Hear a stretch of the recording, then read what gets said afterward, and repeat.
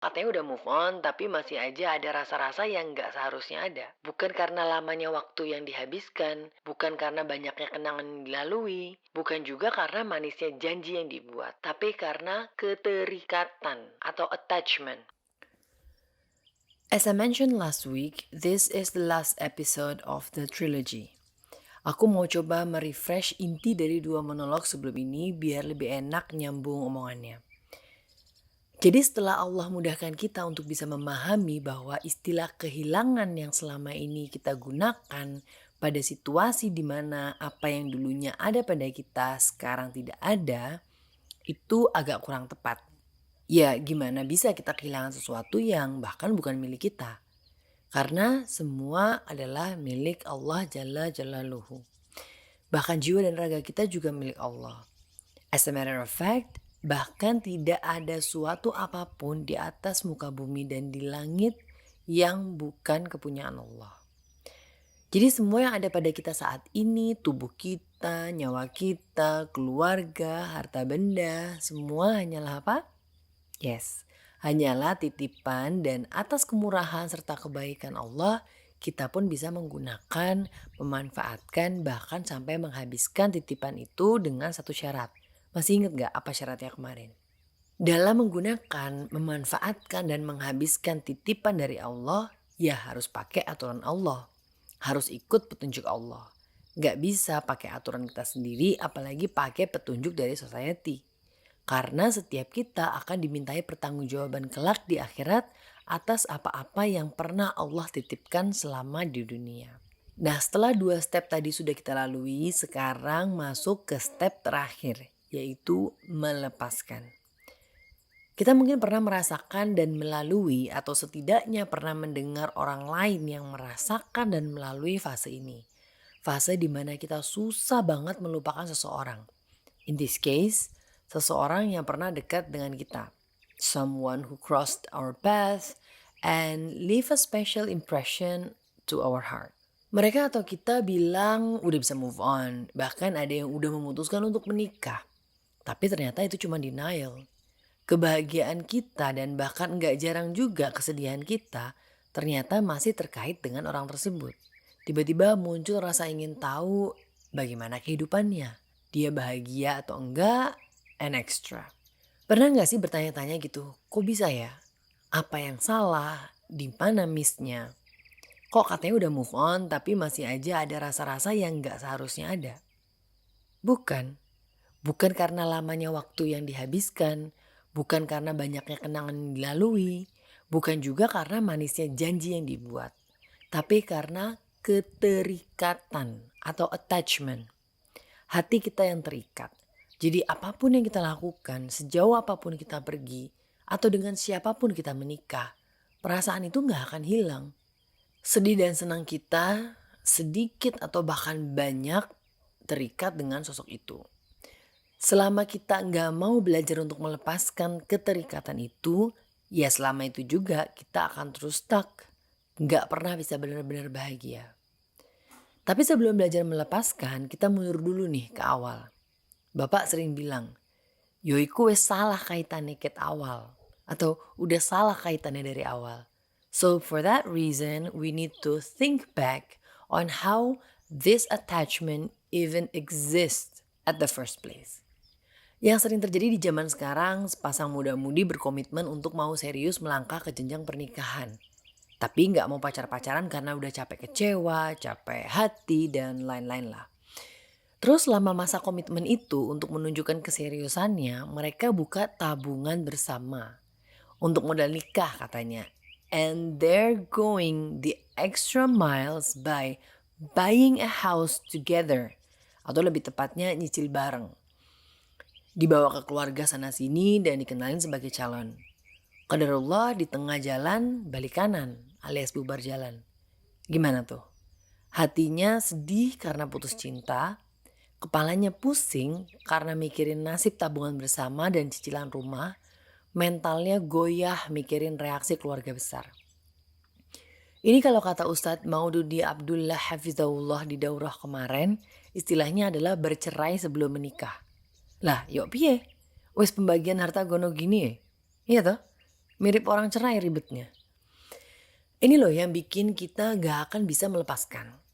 Keterikatan dengan si mantan calon pasangan ini udah terlalu kuat. Udah masuk dari segala lini. Ya pikiran, keuangan, dan keluarga besar. Udah jalan sendiri-sendiri tapi masih ribet pembagian tabungan berdasarkan mutasi uang masuk. Udah menikah tapi mendiami rumah cicilan yang dulu dicicil bareng si mantan calon. Udah punya anak tapi kalau kumpul-kumpul keluarga ada suara sumbang yang bilang, Yang dulu tuh lebih baik loh. Lebih bisa deket sama keluarga daripada yang sekarang. true story. Gini, dalam menjalani hidup kita pasti akan saling terkait satu sama lain. Baik itu terkait dengan sesama manusia atau dengan harta benda. It's inevitable. Tapi hati kita harus selalu terikat pada yang satu, yaitu Allah Azza wa Jalla. Itulah kenapa syariat Islam sangat-sangat detail dalam mengatur, well in this case, cara yang harus ditempuh dalam perjalanan menuju pernikahan. Gak ada interaksi yang berlebihan, bahkan gak boleh chatting berdua aja. Gak boleh ada pertanyaan-pertanyaan yang gak penting, like di mana, ngapain, sama siapa, makan apa, pulang jam berapa. Semua dijalankan sesuai dengan syariat Islam, sesuai dengan aturan Allah. Supaya apa? Supaya walaupun kita saling terkait, karena kita punya tujuan yang sama yaitu menikah, tapi hati kita tetap terikat dengan Allah, bukan malah terikat dengan satu sama lain. Dulu setelah lulus SMA aku pernah gak sengaja nabrakin mobil Tough GT-nya bapak yang baru aja di repaint. Baru 3 hari yang lalu keluar dari bengkel. Nabraknya ini bukan yang nabrak bruk gitu ya. Jadi depanku tuh ada pickup. Nah itu truk bisa sampai nabrak Avanza di depannya lagi. Dan semua dalam keadaan berhenti. Begitu keadaan udah gak chaos, aku telepon bapak dan udah siap banget buat dimarahin. Secara tuh mobil baru aja dibagusin kan. Tahu apa kalimat pertama yang keluar dari mulut bapak? Kamu gak apa-apa. Walaupun secara materi bapak terkait dengan mobil itu, tapi hatinya gak terikat. Sampai akhirnya itu mobil masuk bengkel lagi, jadi bagus lagi. Gak pernah sekalipun bapak ungkit uang yang dihabiskan karena kesalahanku. Buat bapak, yang penting aku selamat dan aku bisa belajar dari kejadian itu. Aku dapat cerita dari ibu kemarin, kalau dulu pas baru menikah, bude itu dikasih seserahan atau peningset berupa sepasang anting berlian yang cukup wah. Dipakai lah ya kan pas acara nikahan. Setelah selesai acara, bude beride nih untuk ngelepas tuh anting karena takut baret-baret gitulah. Terus dibungkus dong pakai selembar tisu. Qadarullah entah gimana ceritanya, baru inget keesokan harinya. Dan jelas tuh tisu udah raib entah kemana. Kata bude waktu itu, bude sampai bela-belain bongkar tong sampah depan rumah nih yang gede itu. Sambil nangis dan panik. Tapi ya gak ketemu karena tadi pagi udah diambil sama petugas sampah. Lalu menangislah bude kepada Pak D rahimahullah seraya meminta maaf sedalam-dalamnya. Tahu gak apa kalimat pertama yang keluar dari mulut Pak D? Walah yo wes Toma ngapain nangis. Hilang yo beli lagi.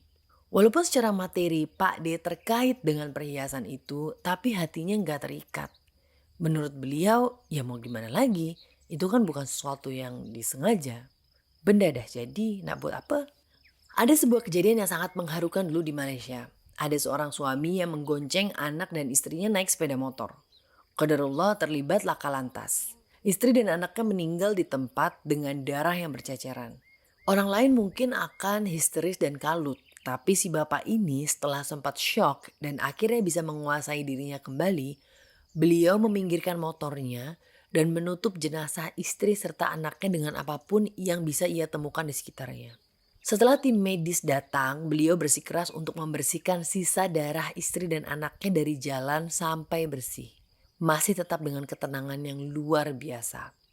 Saat ditanya, beliau hanya menjawab, sesungguhnya kita adalah milik Allah dan semuanya akan kembali pada Allah Subhanahu wa Ta'ala. Penabrak pun tidak ada niatan untuk mencelakakan keluarga saya. Jadi ini semua adalah suratan takdir yang kuasa. Walaupun secara hati beliau terkait dengan istri dan anaknya, tapi hatinya tidak terikat. Well, what I'm trying to say is, dengan apapun kita terkait dulu dan nanti di dunia ini, hati kita harus selalu terikat dengan Allah Subhanahu wa Ta'ala. Moving on itu bukan tentang siapa yang lebih dulu bahagia, lebih dulu menikah, atau lebih dulu punya anak. Tapi moving on adalah tentang melepaskan keterikatan kita dengan selain Allah. Dan satu-satunya cara untuk bisa melepaskan keterikatan itu semua adalah dengan mengingat kepunyaan Allah lah segala yang ada di langit dan di bumi. Dan kepada Allah lah dikembalikan segala urusan. Quran Surat Al-Imran ayat 109. Belajar melepaskan sebelum meminta. Belajar ikhlas sebelum berikhtiar. Silakan menabung untuk modal nikah atau mencicil rumah dengan cara yang syar'i. Tapi lakukan itu semua karena Allah. Niatkan sebagai ladang pahala untuk membahagiakan istrimu kelak. Jadi ketika Allah tidak takdirkan dengan fulanah, insya Allah kamu bisa mudah melepaskan dan moving on. Silakan belajar memasak, mengurus rumah, mengkaji ilmu pernikahan. Tapi lakukan itu semua karena Allah. Niatkan sebagai ikhtiar membahagiakan suamimu kelak. Jadi ketika Allah tidak takdirkan dengan fulan, insya Allah kita pun bisa mudah melepaskan dan moving on. Silakan membeli kendaraan yang bagus, tapi lakukan itu semua karena Allah. Niatkan sebagai sarana mempermudah kita untuk bisa beribadah, bekerja, dan menuntut ilmu agama. Jadi ketika Allah ambil kendaraan tersebut, insya Allah kamu bisa mudah melepaskan karena sudah bisa memanfaatkan titipan itu dengan baik sesuai dengan kehendak Allah. Silakan mencari uang yang banyak dengan cara yang halal. Tapi lakukan itu semua karena Allah. Niatkan sebagai ladang pahala untuk bisa membantu umat. Membantu mereka yang kesulitan. Jadi ketika Allah ambil kembali harta tersebut, insya Allah kita bisa mudah melepaskan karena kita paham bahwa Allah lah yang lebih tahu apa yang terjadi pada kita apabila uang tersebut dititipkan lebih lama lagi. Syekh Muhammad bin Saleh Al-Utsaimin rahimahullah berkata, engkau akan menjumpai orang-orang yang mengutamakan akhirat, tidak akan bersedih karena dunia yang terluput dari mereka. Jika sesuatu dari dunia datang kepada mereka, maka mereka akan menerimanya. Namun jika ada sesuatu yang terluput, maka mereka tidak bersedih karenanya.